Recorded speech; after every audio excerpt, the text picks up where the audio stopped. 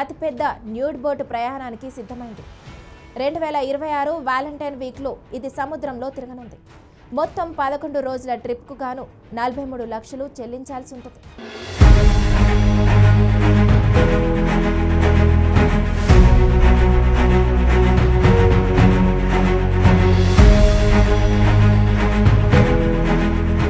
ఒక దేశం నుంచి మరొక దేశానికి తిరిగే క్రూజ్ల గురించి అందరికీ తెలిసిందే. మన దేశంలో ఇవి చాలా ఉన్నాయి, కానీ అమెరికా, యూరప్ వంటి దేశాల్లో క్రూజులు చాలా ఫేమస్.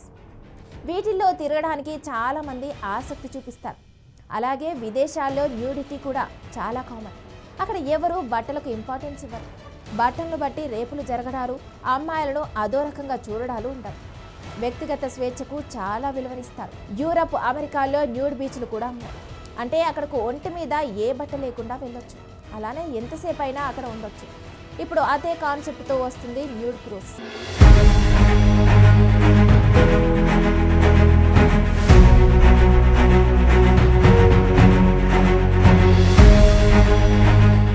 క్రూజ్ షిప్లు చాలా లగ్జరీగా ఉంటాయి. లోపలికి అడుగు పెట్టినప్పటి నుంచి బయటకు వచ్చే వరకు అన్ని రకాల సౌకర్యాలు అందులో కల్పిస్తూ ఉంటారు. లగ్జరీ స్టార్ హోటల్స్లో ఉండే సౌకర్యాలు మొత్తం ఈ క్రూజ్ షిప్లలో ఉంటాయి.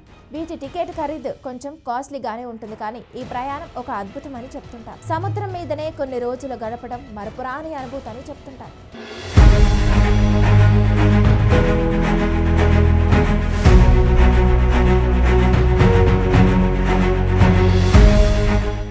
ఇప్పుడు అమెరికాకు చెందిన బేర్ నెసెసిటీస్ అనే సంస్థ ప్రత్యేకంగా న్యూడ్ క్రూయిజ్ను తీసుకొస్తుంది. ఇక దీని ప్రధాన లక్ష్యం బట్టలు లేకుండా ప్రయాణాలు చేయాలనే ఆసక్తి ఉండే వారికి ఒక వేదికను కల్పించడమే.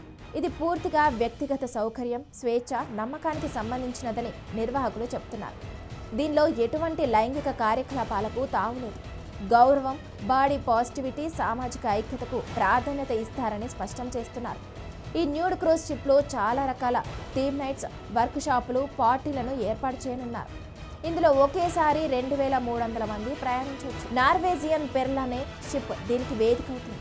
ఇక ఈ క్రూజ్ షిప్లో 16 రెస్టారెంట్లు, 14 బార్లు, బౌలింగ్ లేన్లు, క్యాసినో, స్పా వంటి అత్యాధునిక సౌకర్యాలను ప్రయాణికులకు అందించనున్నారు.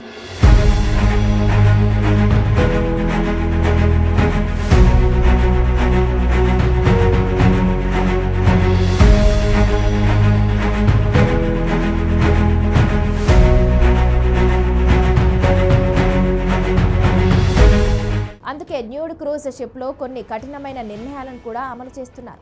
డైనింగ్ హాల్, రిసెప్షన్, సాంస్కృతిక కార్యక్రమాల సమయంలో పోర్టుల్లో షిప్ను ఆపినప్పుడు బట్టలు తప్పనిసరిగా ధరించాల్సి ఉంటుంది. అలాగే షిప్లో కొన్ని చోట్ల నో ఫోటో జోన్స్ కూడా ఏర్పాటు చేస్తున్నారు. స్విమ్మింగ్ పూల్స్, డ్యాన్స్ ఫ్లోర్లలో ఫోటోలు తీయడం పూర్తిగా నిషేధం. ఇక బట్టలు లేకుండా ఉన్నారు కదా అని ఎవరైనా అనుచితంగా ప్రవర్తించారో వాళ్ళ సంగతి అంతే. ఎలాంటి రిఫండ్ లేకుండా ఎక్కడ పోర్టు పెడితే అక్కడే వారిని క్రూయిజ్ నుంచి నిర్దాక్షిణ్యంగా దింపేస్తారు.